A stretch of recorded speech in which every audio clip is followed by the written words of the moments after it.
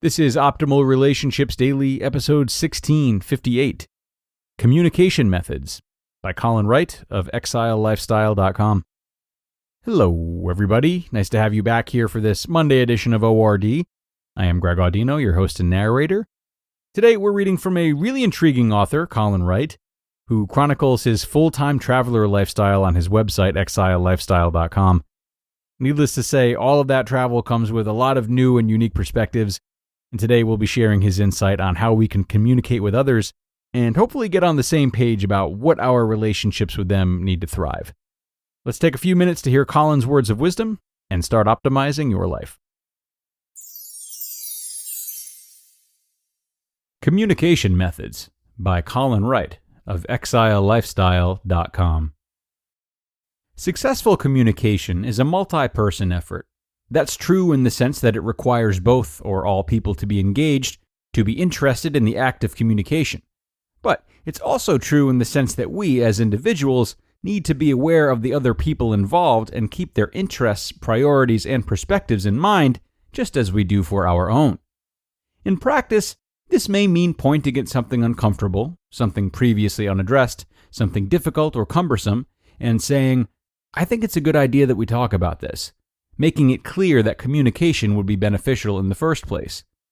If the other person cannot be convinced that mutually participatory conversation is necessary, it may mean that a change in your state of affairs, job, partnership, friendship, is necessary.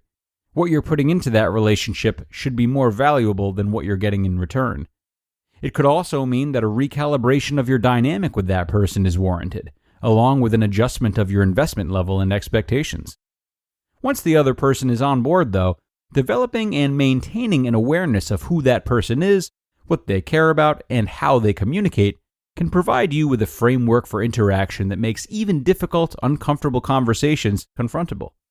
For most of us, this type of intentional empathy requires conscious effort, because it means stepping outside our own concerns and looking away from our own lenses, our own ways of seeing the world, to gaze through someone else's looking glass, to speak in someone else's language for a time.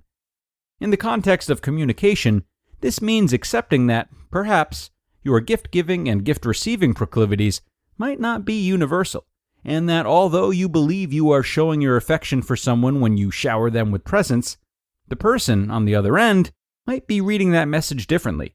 They may see your presence as an indication that you're trying to buy them, or that you're trying to solve problems with money, when what they would really like is more of your time, more time spent with you.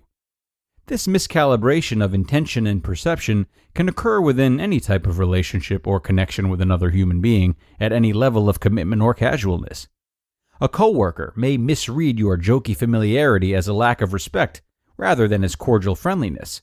Perhaps your mother seems cold and distant from your perspective, but from her point of view, she's expressing her love by being your rock, not behaving outwardly emotive, but always there for you when you need her, come what may. It may be that you'd like to be friends with your neighbors, but their idea of friendship is cordially waving hello in the hallway when you see each other, and your idea of friendship is weekly board game nights. Often, calmly and non-pushily bringing up the subject of how the other person sees the world will make a great deal of difference in remedying this miscalibration. This confrontation needn't be confrontational. Simply asking the other person about preferences, their ideals, can cast light on the situation. This illumination can help you both see where your collective wires might be crossed, and it can allow you, if appropriate, to then share your own perspective, to indicate that you didn't realize they were big gift givers, and that you come from a background where people show their love by making things for each other, or being a quiet, calm rock for the other person instead. In some cases, this interaction will help you avoid doing something annoying or harmful that you were accidentally doing, completely unaware that such a thing could be perceived in that way. The best option, should that be the case, will almost always be to offer a contextualized apology. "I'm so sorry, I saw things this way and thought I was accomplishing this, but now I know that you see things this other way and prefer this other way of doing things. I'll stop doing that thing that I was doing." This type of interaction could also present you with an opportunity to shift your stance and try something new. Even if you're not a physically expressive person, Working on your hug game might be a worthwhile investment, especially if you're more accustomed to letting your gifts do the talking. If you're comfortable with constant flows of conversation, but your cubicle mate is not, you can exercise your communication muscles and figure out other, perhaps non-verbal, perhaps less verbal, ways to bond, even if that means stepping out of your comfort zone a bit. It's important to remember that there will be situations in which someone else's needs simply won't line up with yours, and in those cases, it's okay to shuffle the larger deck, rather than focusing on your own hand, as I previously mentioned.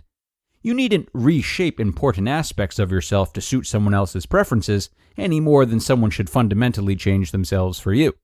But, in many circumstances, the potential changes will be mere tweaks to our trained reflexive behaviors, not substantial overhauls of foundational components of who we are as people. Even someone who considers themselves a chatterbox can learn to communicate in other ways, via other mediums and at different paces, without losing themselves as a consequence. Expanding one's range in this way is like a watercolorist deciding to learn how to paint with acrylics or oils. It's another permutation of the same thing. It's all communication. It's also beneficial to remember that in addition to changing over time, our needs can also change throughout the day, across the span of a week, and so on. This can be uncomfortable and disorienting to note in ourselves and in others, but it's just a variation on the same theme that we can address in the same way, by bringing it up without judgment or accusation, asking earnest questions, and adjusting our communication methods accordingly. You just listened to the post titled Communication Methods by Colin Wright of exilelifestyle.com. Thank you to Colin for expanding on one of my favorite things, communication.